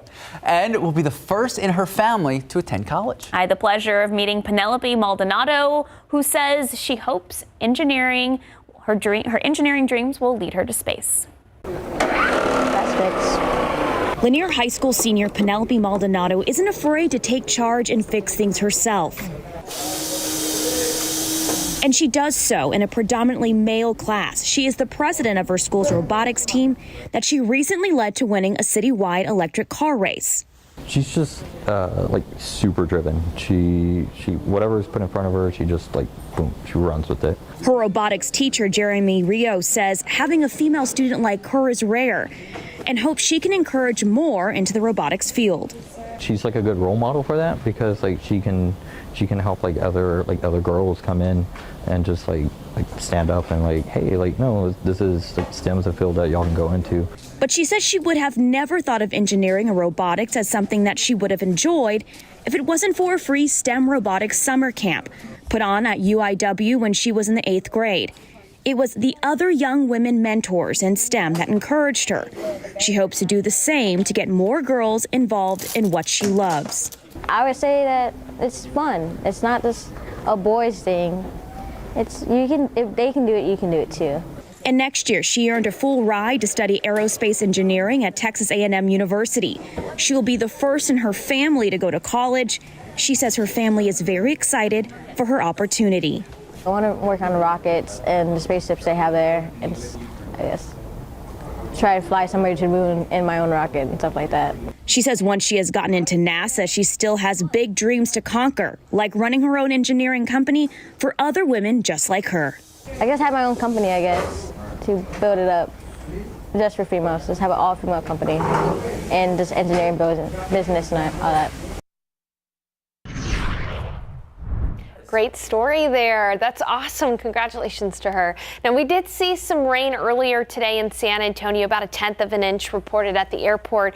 Most of that has pushed on off to the east. You can see that there's a complex of thunderstorms working its way through Columbus and through southeastern Lavaca County, pushing out further south, closer to the Gulf of Mexico. Around San Antonio, just some very, very light returns. I mean, we're talking maybe some sprinkles left around San Antonio, close to to Calaveras Lake and near Elmendorf. Otherwise, this is a look at how much rain fell earlier today. Pretty spotty, and especially north of Highway 90, close to the airport, a tenth or two of rain. Up on the northeast side of town, close to half an inch of radar estimated rainfall. And on the west side of town, just west of Lotus there, about 4/10 of an inch of rainfall. So again, spotty, but hey, it was something. Some people will not have to water those yards today.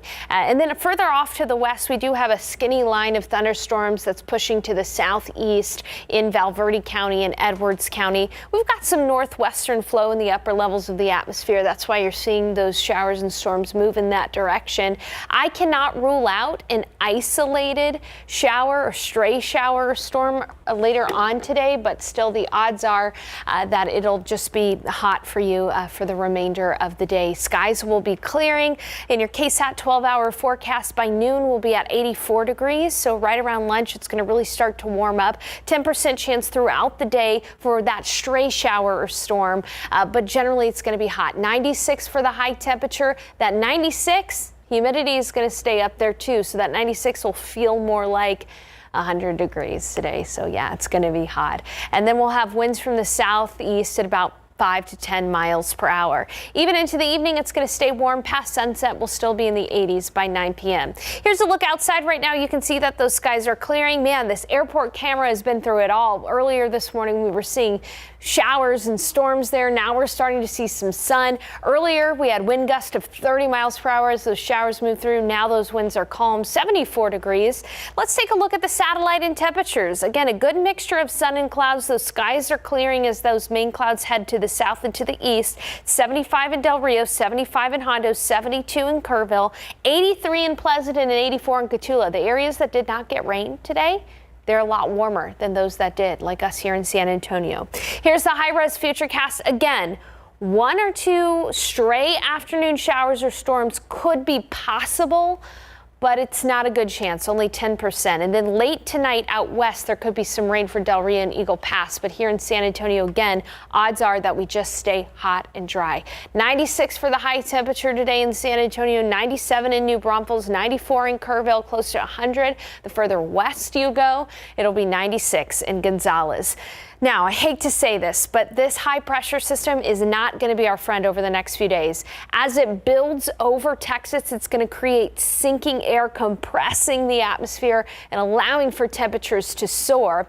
Those across Florida, though, are dealing with too much rain. Over a foot of rain and flooding for Miami from potential tropical cyclone 1, which is expected to become tropical storm Alex as it heads out into the open Atlantic Ocean through Monday and Tuesday. But here in San Antonio, South Central Texas, look at that potential rainfall.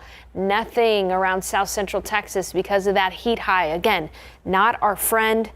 Taking away the rain, cranking up the heat. Our average high this time of year is 91. Look how hot we're going to be. Temperatures are going to be some 10 degrees warmer than that. Monday, 103 degrees for the high temperature. On top of that, we're going to be challenging records just about every day over the next 7 days. Man, this is going to be a long summer. We've already had 5 triple-digit days this year. We could add double that by this time next weekend. Max and Sarah. All right, Sarah Spivey, thank you. Are you okay? Just a lot to unpack Kind of there. thrown aback. Yeah, perfect report card. There you go. As Sarah Acosta puts up the temperature in the newsroom. 9:51, 76 degrees out. It's cold in here. You know what helps you warm up? When your stomach's full of a nice plate of I'm so incredibly whatever hungry. this is. This is like cruel and unusual punishment to put this on the screen right now. All right, we're going to have a preview of Texas Eats when we come back. That's really good. Oh yeah, put some of the, can you load me up there too? Oh my goodness. Just the habanero salsa. Just a little bit. Put it on it. Eric's trying to burn my mouth right now is what he's trying to do. Both salsas.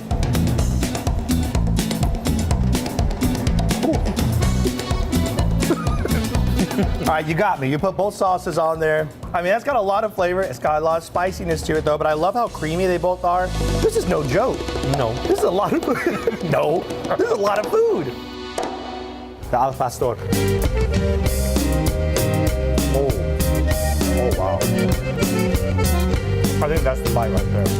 If you're looking for authentic Mexican street tacos, you can find them right here at the restaurant. Al pastor from the trompo, from the back of the kitchen, to come out to your plate, nice and hot. Double tortillas, which is very important. You got the sturdiness that's in there, and also the pineapples, the onions, the cilantro, both of the salsas. Yeah, they might be a little hot, but they got a lot of flavor in there as well. Just really good food out here.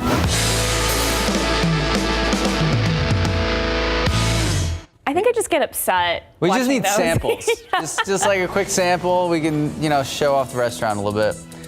Time now, 9:56, 76 degrees out. We'll be right back. One last look at the pollen count today. Molds are the only allergen present, and they're low at 370. We got a 1/10 of an inch of rain at the airport earlier this morning. A stray shower storm cannot be ruled out today. Only a 10% chance, though. And in spite of the chance for rain earlier this morning, we're going to be looking at mostly sunny skies, high temperature of 96, variable winds today, 5 to 10 miles per hour. Sunsets at 8:31 tonight. Looking ahead, yeah, you're seeing that right. 100 to 103 for the forecast highs over the next 7 days. No chance for rain over the next 7 days other than today's 10% chance. And every day we're going to be challenging record highs. So, yeah, even hot for June standards. Yeah. Hat, sunscreen, lots of water if you can be outside today. Big hat. All right, Sarah Spivey, thank you so much. Have a great rest of your day. Hey, Texas Eats is next.